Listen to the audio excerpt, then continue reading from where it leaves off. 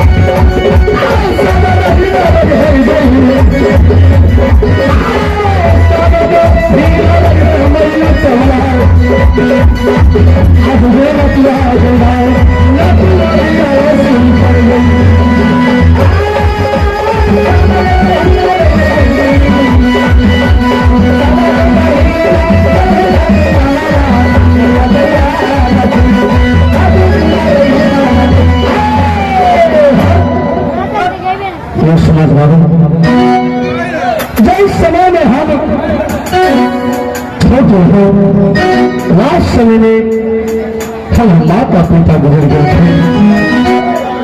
उस समय से हमारे चाचा बीरबल सैनी पोष पाल के हमारे दोनों भाई बहन थे।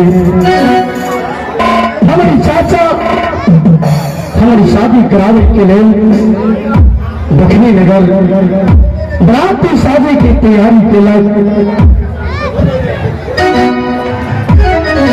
समाज वालों जाने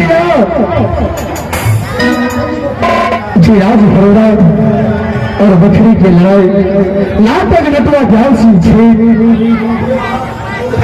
जी लगे कि हमारी सास और बकरी सरोड़ा ससुर के नाम दुश्मन सहनी, हमारी सास के नाम एक कामनो कीड़ा में जटिया जिनकर नाम दोहरा मामा लागैया।